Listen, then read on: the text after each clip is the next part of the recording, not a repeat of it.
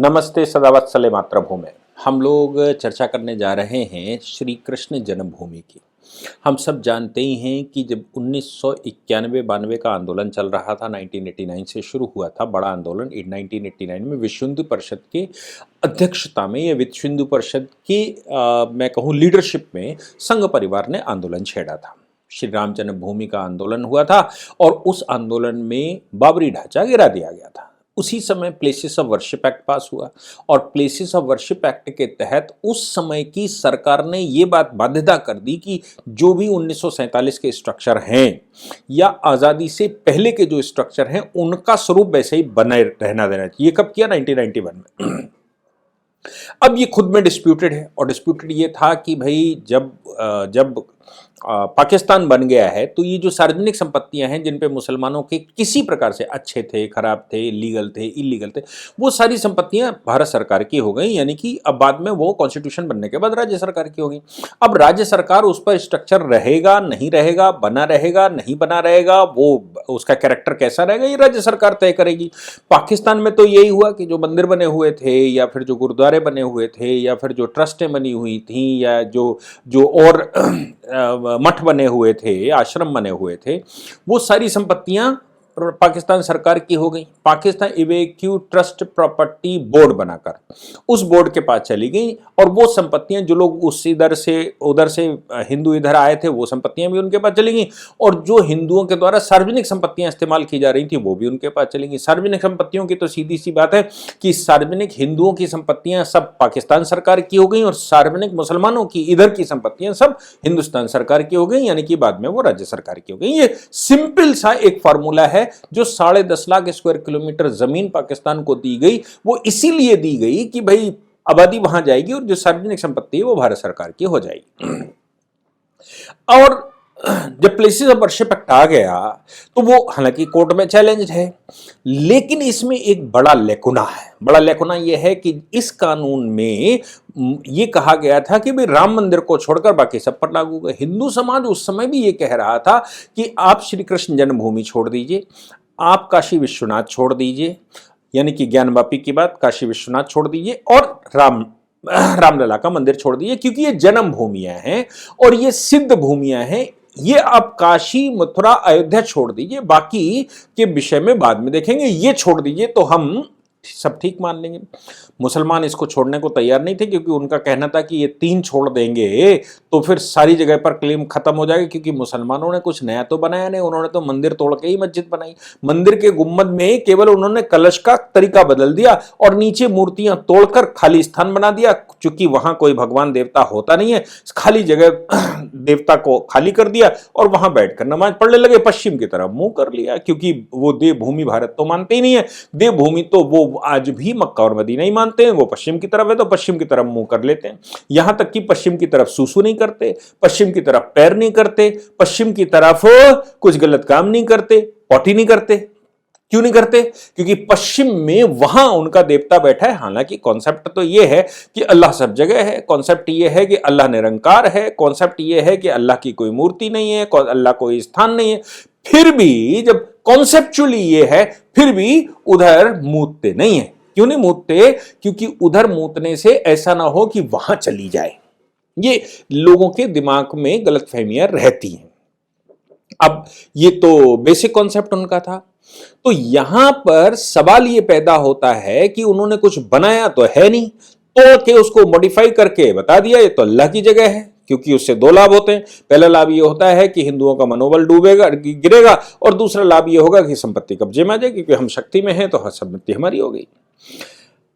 काशी, मथुरा, अयोध्या छोड़कर बाकी संपत्तियों के विषय में उनका साफ मानना था कि अगर ये हमने छोड़ दिया तो सारे देश में जो हजारों संपत्तियां हैं जो उन्होंने गलत तरीके से बनाई मंदिर तोड़कर, वो सारी चली जाएगी, इसलिए उन्होंने छोड़ा नहीं। अब लेकिन इन पर लिटिगेशन तो हो ही सकता था, लिटिगेशन हो गया। लिटिगेशन वहां ज्ञानवापी पर हो गया तो ज्ञानवापी के मामले में भी कोर्ट, सुप्रीम कोर्ट तक आकर चले गए। फिर वो कटरा केशव माधव क्या उनका उसके नाम हो गया।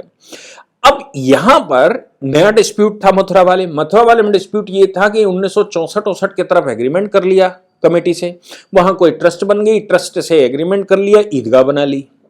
भाई डिवोटी जो वहां पर जाते हैं, पूरे देश का व्यक्ति जाता है भगवान की जन्मभूमि देखने के लिए, उनको ये दिखा कि भाई ये जन्मभूमि का एग्रीमेंट ये कैसे कर सकते हैं। उन्होंने, डिवोटीज ने इस बात के मुकदमे फाइल करने शुरू कर दिए। और हमारे यहाँ की खास बात है, परंपराओं में है कि एक व्यक्ति ने मुकदमा किया तो बहुत सारे, जैसे जैसे लोगों को पता लगता है तो गब्बे लूटने वहां चले जाते हैं और उसमें शामिल हो जाते हैं। गब्बे लूटने ना जाएं तो मैं ये कह सकता हूं कि भाई ये उत्साह है, उत्साह में चले जाते हैं। मैं गब्बे इसलिए लूटने की बात करूंगी, आगे मैं उसको एक्सप्लेन करूंगा कि वाकई में क्या मामला था और गब्बे क्यों मैं कह रहा हूं लूटने। अब मुकदमे उसमें फाइल हो गए, नीचे डिस्ट्रिक्ट कोर्ट में मतलब लोअर में चलता रहा, फिर वो डिस्ट्रिक्ट कोर्ट चला गया, फिर वो मामला डिस्ट्रिक्ट कोर्ट ने, चूंकि ज्ञानपापी वाले मामले में सर्वे का ऑर्डर हो गया तो वहां पर भी सर्वे का ऑर्डर हो गया, वहां पर सर्वे का ऑर्डर हो गया, और ये पता लग गया कि सुप्रीम कोर्ट ने ज्ञानपापी वाले मामले में कह दिया प्लेसेस ऑफ वर्शिप एक्ट से उससे कोई फर्क नहीं पड़ता, क्योंकि पहले तो ये पता करने पड़ेगा कि 1947 में उसका स्टेटस क्या था।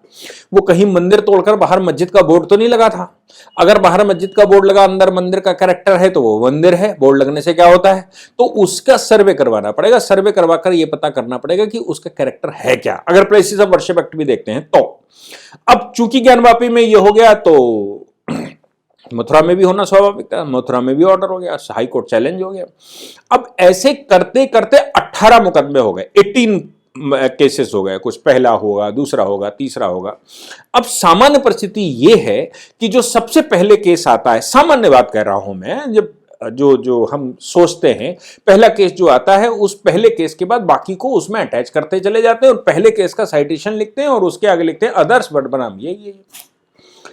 अभी 17 नंबर सूट नंबर 17 आया, उसमें श्री कृष्ण जन्मभूमि उनके डिवोटीज, थ्रू डिवोटीज एक केस आ गया। यानी कि भगवान श्री कृष्ण के नाम से केस फाइल किया गया, जैसे रामलला के नाम से फाइल किया गया था, और भगवान श्री कृष्ण के नाम से जो केस फाइल किया उसमें थ्रू डिवोटीज आ गया। तो कोर्ट ने ये विचार किया कि क्यों ना श्री कृष्ण जन्मभूमि का मामला ऊपर रखा जाए और उनका नाम, सूट नंबर 17 का नाम ऊपर रखा जाए और बाकी को अदर्स कर दिया जाए। अब मुझे समझ नहीं आया कि अगर भगवान श्री कृष्ण विराजमान बनाम अंजुमन इस्लामिया कमेटी ऑफ शाही मस्जिद ईदगाह का टाइटल बना दिया तो इसमें गलत क्या था। क्या भगवान के लिए मुकदमा करने गए थे या अपने लिए मुकदमा करने गए थे? भगवान को स्थान दिलवाने गए थे, उनके जन्मभूमि को बचाने गए थे, या खुद के नाम का प्रोपेगेंडा फैलाने गए थे? ये बहुत सारे विषय हैं। क्या हम जिन लोगों ने मुकदमे फाइल किए उनको इंटरव्यू देने में ज्यादा मजा आती है क्या? उनको ये सब प्रोपेगेंडा करने में ज्यादा मजा आती है क्या? ये प्रोपेगेंडा करने में ज्यादा मजा इसलिए आती है क्योंकि भाई वैभव बढ़ता है, नाम बढ़ता है। और जो लोग भी काम करते हैं, राष्ट्रीय स्वयंसेवक संघ की एक खास बात यह है कि वो काम जितना भी करते हैं कभी श्रेय नहीं लेते, और यही कारण है कि राष्ट्रीय स्वयंसेवक संघ को 100 वर्ष हो गए। यहां तक कि जब इमरजेंसी का आंदोलन हुआ तो इमरजेंसी के आंदोलन में जयप्रकाश नारायण को सामने किया और सारा क्रेडिट उनको दिया, जबकि पूरी शक्ति पीछे से लग रही थी। यही मामला जब राम जन्मभूमि का आया तो विश्व हिंदू परिषद को क्रेडिट दिया, शिवसेना ने क्रेडिट जबरदस्ती लिया, लेकिन राष्ट्रीय स्वयंसेवक संघ ने कभी क्रेडिट लेने की कोशिश नहीं करी। ऐसे ही मामलों में जब केजरीवाल एंड कंपनी अन्ना हजारे के नाम से सामने आए तो अन्ना हजारे मंच पर बैठे थे। अन्ना हजारे के पास आदमी तो था नहीं ना, केजरीवाल के पास आदमी था। आदमी तो राष्ट्रीय स्वयंसेवक संघ के ही थे। उन्होंने कहा एक कॉज के लिए कोई व्यक्ति आगे बढ़ रहा है, इसको अन्ना को अगर क्रेडिट मिल रहा तो हमें क्या, एक कॉज आगे बढ़ेगा, लोग उसमें जुट गए। राष्ट्रीय स्वयंसेवक संघ की खास बात है कि वो जितना भी काम करते हैं किसी ना व्यक्ति को क्रेडिट लेने देते हैं ना वो खुद क्रेडिट लेते हैं, बस होता है, वो हो रहा है, ये इसीलिए वो सफल है। लेकिन जब इंडिविजुअल सामने जाता है तो इंडिविजुअल तो भाई अपने नाम से, मेरा नाम क्यों ना आए, मैंने फाइल किया था, मैंने 20 साल पहले किया था, 15 साल पहले किया था, 10 साल पहले किया था, ये सब शुरू हो जाता है। अब यहां पर डिस्प्यूट यह आया कि जब 17 नंबर की जो फाइल आई उसमें भगवान श्री कृष्ण विराजमान थ्रू डिवोटीज आ गया, और मुकदमा तो भगवान श्री कृष्ण विराजमान का ही है हकीकत में। लेकिन पार्टी ये कह रही है कि हमने पहले फाइल किया था तो भगवान की जगह मेरा नाम आना चाहिए, भगवान की जगह मेरा नाम आना चाहिए, मेरे नाम से सूट फाइल हुआ था, पहला सूट हमने फाइल किया था इसलिए मेरा नाम आना चाहिए। ऐसा कुछ डिस्प्यूट पैदा हो गया। हाई कोर्ट ने भी ओके कर दिया। हाई कोर्ट ने कहा नहीं नहीं, भगवान श्री कृष्ण विराजमान थ्रू डिवोटीज वर्सेस अंजुमन इस्लामिया कमेटी फलाफला हो जाएगा और बाकी को अदर्स में जोड़ दिया जाएगा। आप सोच लीजिए कि उसका क्रेडिट लेने के चक्कर में ऑनरेबल सुप्रीम कोर्ट पार्टी चली है, जबकि सूट मेंटेन हो गया है, सूट मतलब स्वीकार कर लिया गया है, भगवान श्री कृष्ण विराजमान के नाम से सूट हुआ। तो सवाल यह होता है कि भगवान श्री कृष्ण विराजमान थ्रू किसके? पार्टी नंबर 1 2 3 4 5 6 7 8 9 10 17 18 19 20 क्या कौन? मेरा नाम आना चाहिए इसलिए सुप्रीम कोर्ट आएंगे साहब, मेरा नाम आना चाहिए और मैंने पहले फाइल किया था इसलिए पार्टी नेम नहीं बदलना चाहिए। पार्टी नेम के आगे वैसा कैसे हो जाएगा, ऐसा कैसे हो जाएगा, ये कैसे आ जाएंगे, वो कैसे आ जाएंगे? क्या हुआ? द प्रोसेस जो शुरू हुआ उस प्रोसेस को समझना चाहिए और प्रोसेस को जिस समय हमें समझ में आ जाएगा तो हमें लगता है कि हम क्लैरिटी से उसको समझ पाएंगे कि मामला क्या है। बात संख्या 17 में वादीगढ़ की ओर से जो वकील खड़े हुए उन्होंने कहा जब सभी याचिकाकर्ता एक ही मुद्दे पर मुकदमा लड़ रहे हैं तो इन्हें इन मुद्दों पर उनसे बहस नहीं करनी चाहिए। उन्होंने आगे दलील दी कि उच्च न्यायालय ने सभी वादियों को आवेदन पर जवाब देने का अवसर भी दिया था और इसमें विवाद कहां है। लेकिन विवाद कहां है? वो उनका कहना है, जो पिटिशनर है सुप्रीम कोर्ट आए, इस प्रक्रिया में निश्चित रूप से सूट नंबर 17 को अन्य के साथ रखना चाहिए, सभी वादियों को सुनना और फिर एक समाधान निकालना शामिल होना चाहिए कि कौन सा मामला उचित होगा, उसे वादी पर आदेश ऑर्डर 1 रूल 8 के तहत होना चाहिए, फिर निश्चित रूप से प्रतिवादी पक्ष सामने आएगा। उच्च न्यायालय यह भी मान रहा है कि यह केवल प्रतिवादी की कार्रवाई है, प्रतिवादी का प्रतिनिधिवाद फिर अंतिम क्रियाशील भाग में इसे वादी और प्रतिवादी दोनों में बदल देना चाहिए। मैं ये नहीं कह रहा हूं कि न्यायालय के पास ऐसा करने का अधिकार नहीं है, हो सकता है कि उसके पास ऐसा करने का अधिकार हो, मुझे लगता है कि मेरे विचार से ऐसा है, लेकिन फिर भी एक प्रक्रिया का पालन होना चाहिए, ये पिटिशनर्स सुप्रीम कोर्ट में कह रहे हैं। आप समझ रहे हैं, ये पिटिशनर हैं। मानता हूं कि मूलवाद 2023 में प्रमुख मामला बनाया गया था।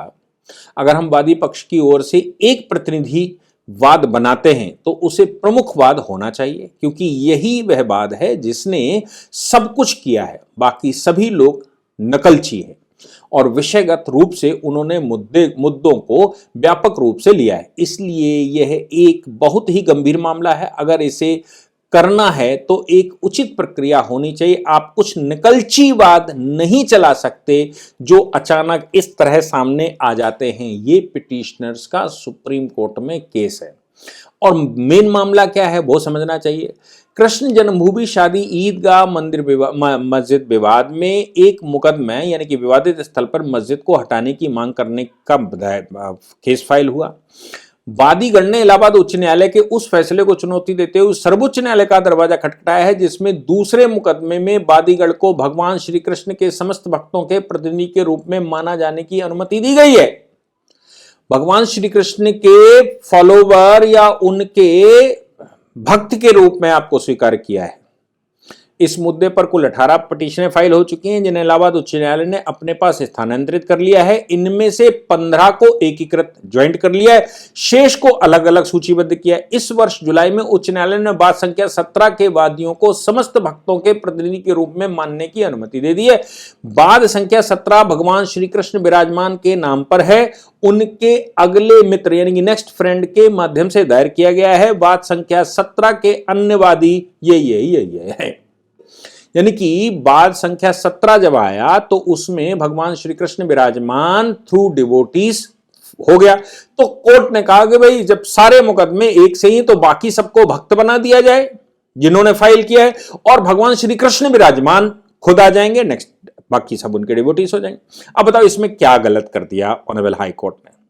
लेकिन साहब भगवान को क्रेडिट कैसे मिल जाएगा? भगवान के लिए मुकदमा करने थोड़ी ना गए थे, मुकदमा तो अपने लिए करने गए थे। हम जीतने गए थे, हम देश को बताने गए थे कि हम बहुत बड़े वाले भगवान के भक्त हैं, हम कितने मुकदमे करते हैं। उनके वकीलों ने, उनके वादियों ने, उनके जो जितने भी डिवोटीज हैं जिन्होंने केस फाइल किया, सब ने एक सुर में भगवान श्री कृष्ण विराजमान नाम का विरोध किया है। मेरे नाम से होना चाहिए और भगवान श्री कृष्ण विराजमान उसमें अटैच होने चाहिए। आप सोच सकते हैं कि जो 18 मुकदमे हैं उनमें एक मुकदमा भगवान श्री कृष्ण विराजमान जिस किसी ने भी किया है भगवान श्री कृष्ण के नाम से किया और खुद को डिवोटी बताया, और बाकी सब कह रहे हैं मेरे नाम से करो, भगवान को डिवोटी बताओ। क्या ऐसे ही मैं सही समझ रहा हूं? अगर आपको किसी को समझ में आ रहा हो तो लिखकर बताइए। मैं जो समझ पा रहा हूं, जो ऑनरेबल सुप्रीम कोर्ट में केस आया वो यही कह के आया, लेकिन आपको अगर उसमें कुछ समझ आता है तो निश्चित रूप से मुझे भी बताइए। लेकिन मैं तो ये समझ पाया, मैं कोई काम करता हूं, हम कोई काम करते हैं, हम अपने देश के लिए करते हैं, अपने भगवान के लिए करते हैं, अपनी मातृभूमि के लिए करते हैं।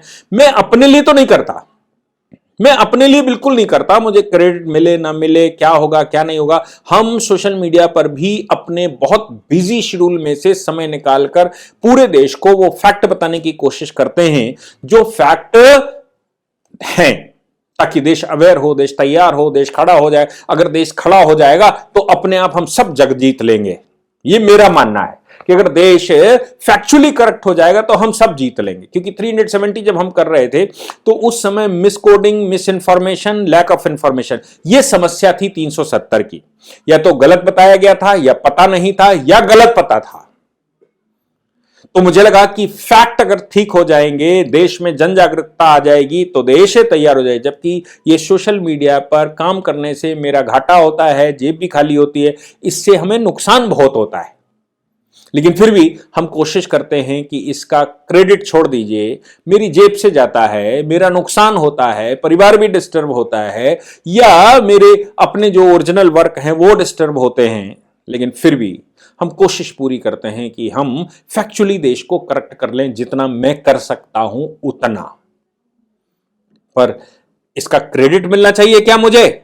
नहीं, मैं देश का नागरिक हूं, मैंने यहां पर जन्म लिया है, इसलिए इस देश के प्रति मेरी जिम्मेदारी बनती है। क्योंकि भारत माता मेरे संपूर्ण परिवार की मां है, संपूर्ण हिंदू समाज की मां है, इसलिए मेरी मां की सुरक्षा, मेरी मां के विषय में जन जागरूकता मेरा कर्तव्य बनता है। और I am tilted towards the nation, I am biased toward the nation.